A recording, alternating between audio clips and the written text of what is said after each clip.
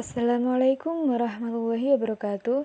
Selamat datang di mata kuliah Ekonomi Internasional dengan materi Perdagangan Internasional dari kami kelompok 2. Perkenalkan nama anggota dari kelompok 2. 1. Rizka Istiqlaliani Santoso, NIM 12402193199. 2. Holisotul Mudawamah, NIM 12402193200. 3. Prayogo Aji Prasetyo, NIM 12402193201. Yang akan kita bahas dalam materi perdagangan internasional yaitu 1. Pengertian perdagangan internasional. 2. Investasi luar negeri. 3. Mengapa dan bagaimana memasuki pasar luar negeri. 4. Strategi global dan multidomestik. 1. Perdagangan internasional. Perdagangan internasional adalah suatu perdagangan antara negara dengan negara yang meliputi proses ekspor maupun impor yang sangat berpengaruh bagi pendapatan negara. Perdagangan internasional melibatkan mata uang sebagai transaksi jual-beli antar negara dan hukum yang digunakan sesuai hukum internasional. Perdagangan internasional bisa melibatkan dua negara atau lebih dengan pertukaran barang atau jasa. Kegiatan kedua negara tersebut dinamakan ekspor dan impor. Impor adalah kegiatan memasukkan atau membeli barang atau jasa dari luar negeri. Menurut Kamus Besar Bahasa Indonesia, impor merupakan pemasukan barang dan sebagainya dari luar negeri ke dalam negeri. Barang yang dimaksud adalah barang dalam bentuk fisik dan juga jasa. Dengan adanya impor, pemenuhan kebutuhan suatu negara dapat terpenuhi. Impor bermanfaat untuk mengisi kekosongan barang atau jasa yang tidak dapat diproduksi oleh negara itu sendiri. Sedangkan ekspor, berkebalikan dengan impor, adalah kegiatan menjual barang atau jasa ke luar negeri. 2. Investasi luar negeri. Apa itu Foreign Direct Investment? Foreign Direct Investment atau FDI adalah investasi asing langsung atau penanaman modal asing, di mana seorang investor pada lingkup perekonomian suatu negara menaruh minat pada bisnis di lingkup perekonomian negara lain. Investasi lintas negara ini biasanya berupa penanaman modal dalam jangka waktu yang panjang dari investor di luar negeri ke perusahaan dalam negeri. Sehingga umumnya foreign direct investment melibatkan dua negara sekaligus. FDI juga sering dipahami sebagai suatu media atau alat dalam sistem ekonomi dunia yang dinamikanya sudah mengglobal. Salah satu contoh bentuk FDI adalah joint venture yang termasuk bentuk usaha tetap.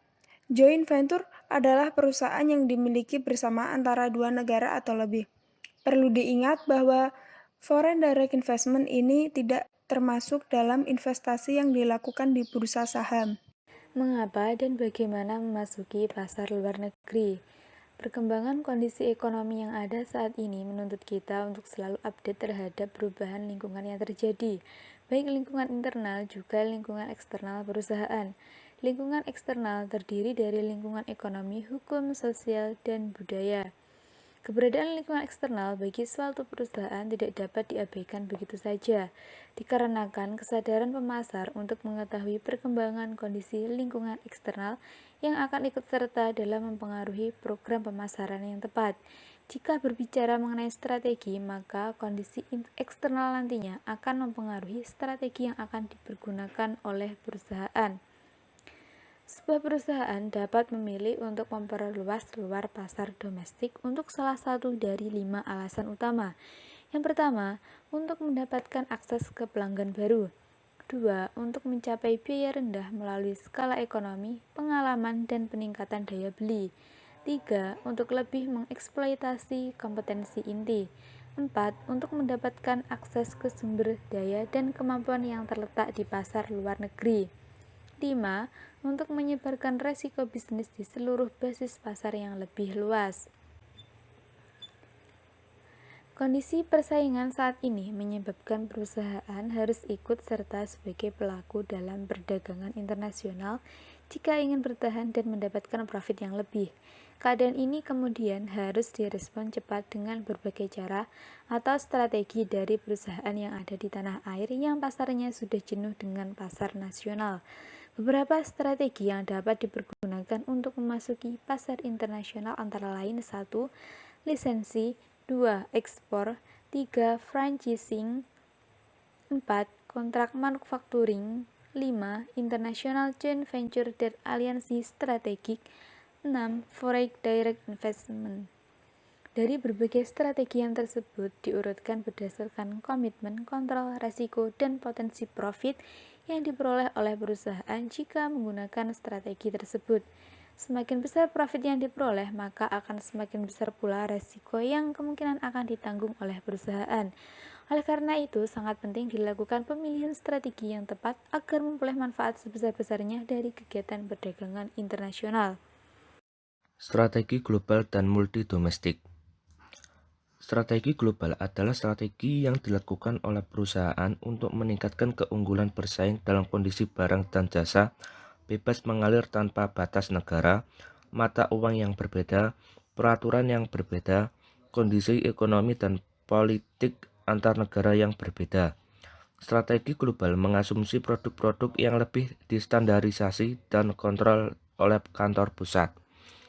Strategi global menekankan pada skala ekonomi dan menawarkan lebih banyak peluang untuk mendayagunakan inovasi yang dikembangkan pada tingkat perusahaan atau dalam sebuah negara atau di pasar-pasar lainnya.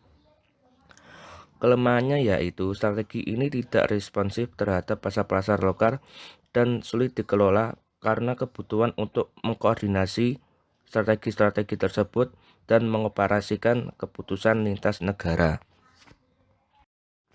Strategi multidomestik adalah strategi internasional di mana strategi dan operasi keputusan terdesentralisasi kepada unit bisnis strategis di setiap negara sehingga memungkinkan unit untuk produk menyesuaikan dengan market. Lokal strategi multidomestiknya berfokus pada persaingan di dalam setiap negara. Ini mengasumsikan bahwa pasar berbeda dan karena itu tersegmentasi oleh batas-batas negara. Strategi multidomestiknya menggunakan pendekatan yang sangat terdesentralisasi yang memungkinkan setiap divisi untuk fokus pada wilayah geografis, wilayah atau country. Penggunaan strategi multidomestiknya biasanya memperluas pangsa pasar lokal perusahaan karena perusahaan dapat memperhatikan kebutuhan lokal klientel.